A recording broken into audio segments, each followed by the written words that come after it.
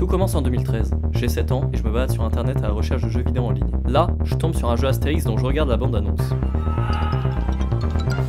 À la fin, une dizaine de vidéos m'est recommandée, et parmi elles se trouve la vidéo qui va changer ma vie. Mario Sunshine, Premier Soleil, épisode 2 Let's Play de Sifano. J'étais déjà fan des jeux Nintendo à l'époque, alors je suis curieux, je kiffe. Découvrant alors en même temps Super Mario Sunshine, Sifano et YouTube. Je suis immédiatement passionné par la plateforme. Grâce à tous les gens qui postaient, je pouvais découvrir tous les jeux sans même les acheter. Oui, je suis un rat. Je regarde tout le Let's Play Mario Sunshine, puis plein d'autres, de plus en plus en admiration devant ce nouveau divertissement. Et rapidement, je me dis, mais moi aussi je veux faire ça. Les années passent et je découvre de nouveaux jeux qui marqueront ma vie. Minecraft, Zelda et plus tard Fortnite. J'étais éclaté. Mais qu'est-ce que j'aimais faire mes quêtes en écoutant la dernière vidéo de Drixio sur la prochaine saison. En parallèle, je rentre en 6ème et je commence à faire des vidéos de jeux mobiles sur ma tablette qui sont tout bonnement rassés leur grand-mère. Bisous mamie. Je faisais des let's play sur Bad Piggies et Ryder. Qui s'était censé intéresser? Bah visiblement pas grand monde, hein. Vu que mes vidéos dépassaient rarement les 10 vues. Ce que je peux comprendre étant donné que les titres étaient nuls, que les miniatures, bah la plupart du temps il n'y avait pas de miniatures. Et quand par miracle il y en avait une, c'était un truc complètement incongru. Non mais qu'est-ce que c'est que ce truc? Et même si par un encore plus gros miracle quelqu'un cliquait, il restait pas longtemps puisqu'il y avait absolument aucun montage et quasiment aucune animation de ma part.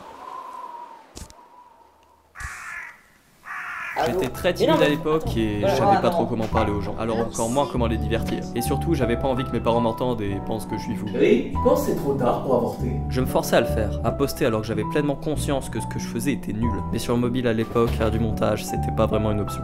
Alors j'ai arrêté. J'ai passé toutes mes vidéos non répertoriées, abandonnant lâchement mon rêve de gosse. J'ai abandonné, mais je n'ai jamais arrêté de regarder. Je sors de plus en plus de ma période gaming, je délaisse peu à peu les Sifano, Agent VG, Kirby the World. Elle est énorme. Et je découvre le divertissement face caméra, avec notamment Cyprien. Pourquoi? Et Norman. Je fais des trucs un peu malsains. Je me prends au jeu et je découvre qu'il existe un autre moyen de faire des vidéos, faire rire les gens. Je découvre plein de sketchs, le palmacho, l'Hollywood, je comprends pas toujours toutes les vannes. Je suis devant un établissement un peu bizarre, le Sodomy Warriors. Oui, c'est bien là. Très bien, j'arrive, je pénètre. Mais je kiffe. Un jour je me balade sur YouTube et je vois un épisode de ce qui semble être une série. Bref, je connais pas du tout, mais je vois Grégoire Ludic du Palmacho, alors je clique. Ça va vite et c'est très drôle, alors je regarde tout jusqu'à l'épisode 80. Bref, j'ai fait une dépression. Tu fais Dépression. La vie, c'est comme un ascenseur. Quand ça va bien, il monte. Quand ça va mal, il descend. Et la dépression, c'est quand tu restes coincé au sous-sol. Et quand tu essaies d'appeler le dépanneur, tu te rends compte que le dépanneur, c'est toi. Au sous-sol, il y a tous les trucs que t'as enfouis et que t'as pas envie d'affronter. Alors, j'ai fait ce que n'importe qui aurait fait. J'ai joué à la console. Après ça, je pose ma tablette. Je me roule en boule. Et je chiale.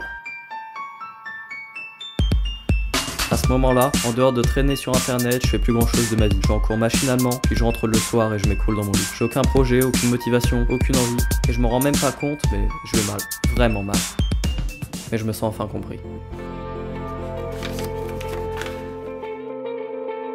Je deviens fan du travail de Kian Kojandi et Navo, je regarde Bloqué, Pulsion, Serge Le Mito, qui me touchent autant qu'ils me font rire. Je découvre alors ce que je veux vraiment faire de ma vie. Transmettre des émotions aux gens, les faire passer du rire aux larmes, et qu'ils aient enfin le sentiment d'être compris comme j'ai eu la chance de pouvoir l'être ce jour-là. Quel plus noble métier que celui-là? Pompier, agriculteur, infirmier, avocat, testeur de cadapélie, enfin bref. Il y en a sans doute énormément, mais moi, c'est ça qui me passionne. Maintenant j'écris, même sans projet, des histoires, des bouts de chansons, des textes sur mes états d'âme qui finiront évidemment tous à la poubelle, puisque bah c'est pas bien.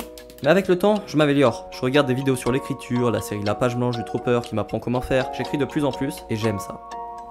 Je suis maintenant en 3ème. J'ai enfin un ordinateur et alors qu'on se fait chier un dimanche soir avec un pote en appel Discord, on me propose de démarrer une chaîne Twitch, des The Blue Guardians. Rapidement, je me chauffe. On crée la chaîne Twitch, on fait des lives où on fait 3 vues, et encore quand il y a du monde, et je nous crée une chaîne YouTube. Influencé par la chaîne gaming de Squeezie, avec ses best-of des lives du jeudi soir, je veux aussi faire des vidéos de ce qu'on fait en live. Je démarre alors mon premier logiciel de montage, l'éditeur de vidéos Microsoft, démarrant ainsi un nouveau chapitre de mes aventures sur YouTube. De best-of, une vidéo Bed Wars à peine montée, puis je réarrête les vidéos. Les lives, c'est pas mon délire. La plupart du temps, je suis tout seul, y a personne dans le chat, et le gaming, c'est plus vraiment ce que j'ai envie de faire. Ce que je veux, c'est procurer des émotions. Quelques années plus tard, moi et mes camarades d'option cinéma du lycée sommes investis d'une grande mission. Faire un film. Film qui ne sortira jamais. Le lycée Queneau Infernal, c'était l'histoire de deux cons enfermés dans leur lycée qui se retrouvaient à se battre avec le gardien de nuit. Je vous ai dit que j'avais progressé dans l'écriture, hein.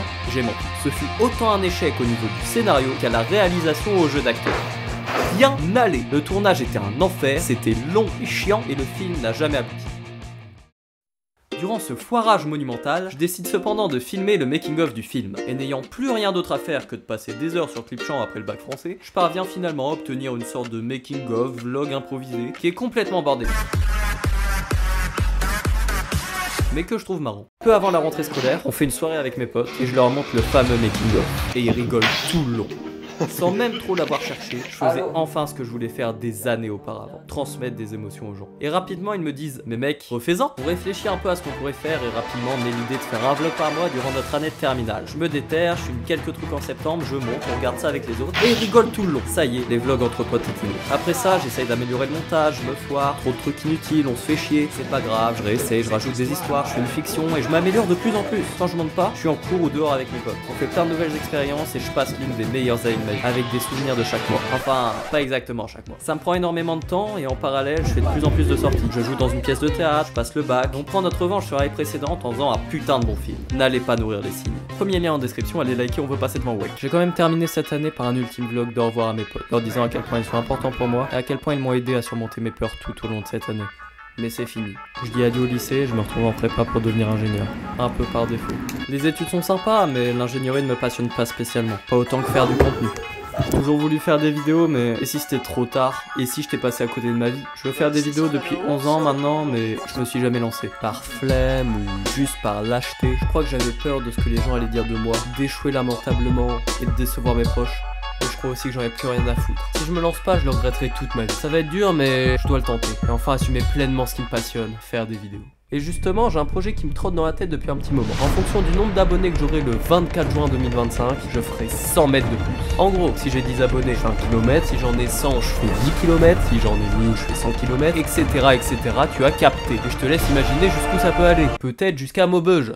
J'avais envie de me mettre à l'épreuve et d'aller à la rencontre de nouvelles personnes. Et ça me semble être un bon moyen. Peut-être que ça va flop et que j'irai que jusque Beauvais. Mais c'est le jeu. Et au moins, on se sera bien barré. Alors si tu veux me voir faire 100 km de plus... non. Alors si tu veux me voir faire 100 mètres de plus ou juste que t'as kiffé la vidéo, abonne-toi. Parce qu'ensemble, on va retourner Internet.